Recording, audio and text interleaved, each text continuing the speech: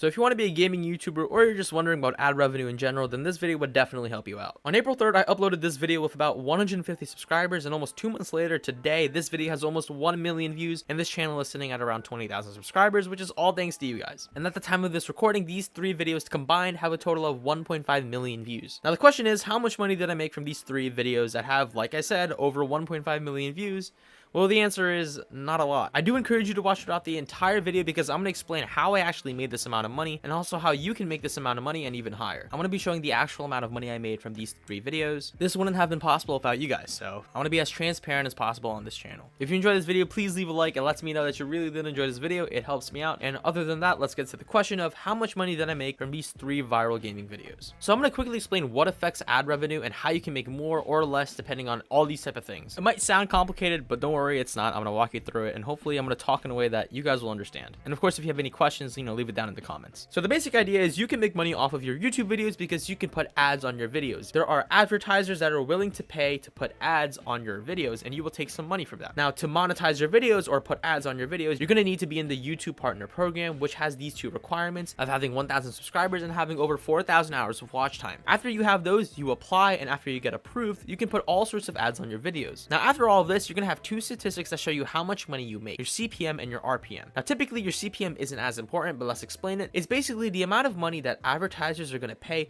for 1,000 views on your channel before YouTube takes a proportion. So basically, it's actually not what you make. Your RPM is going to be what you make. Your RPM is going to be how much money you keep. So for example, if you have a CPM of about $4, then your RPM might just be $1.70. And that's why your RPM is typically smaller than your CPM. So for another example, if this video specifically had an RPM of $2.53, then I will make about $2.53 for every 1,000 views on this specific video. Now for my 100 days of Terraria, I have about 950,000 views, but I only made about $1,100. My RPM for this video is about $1.23, which is actually really low. You should also note that your RPM shifts up and down, depending on the day. Now the reason why I say this is very low, because you also have to factor in the amount of time that you have to put in the video, the amount of effort, and even if the video blows up at all, there's a lot of things that go into this. And also, 1 million views on my channel might not equal the same amount of money as 1 million views on another channel, and I'll explain that as well. Now let's actually take another example of my 200 days of Terraria video. Now this video is half of the length and has half of the views of my first video, yet it already made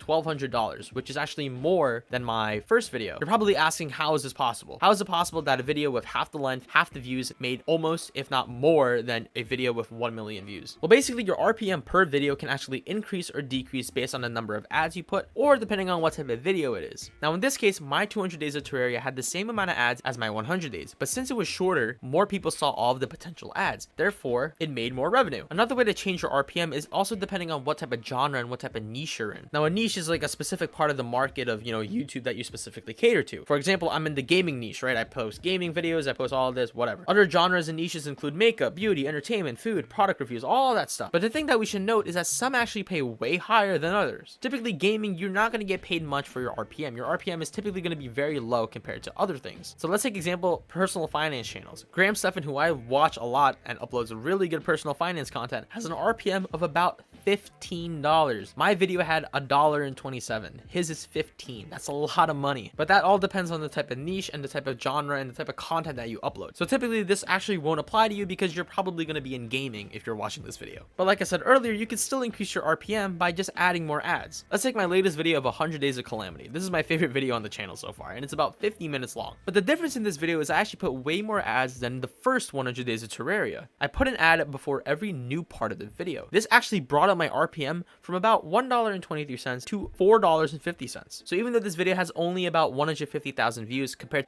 to the 950,000 the first one had, this has already made more than half of the revenue from the first 100 days. So this just goes to show how strong the power is of proper ad placement and just adding more ads in general. But that also just goes to say, just don't add, a lot of ads, otherwise your viewers are gonna get pissed. But yeah, I say this money isn't a lot because if you compare it with other channels and an actual job, it depends on how you compare it. But yeah, you also got to remember what type of videos you make and how long they make. For example, my videos usually take over 70 hours to create, so that's something that you have to keep in mind. It's also not a guarantee that your videos are going to blow up either. But yeah, I hope this video helped you out. I hope it gave you inspiration to maybe start a YouTube channel. If you enjoyed this video, please leave a like. It lets me know that you enjoyed this video. But other than that, yeah, that's pretty much it.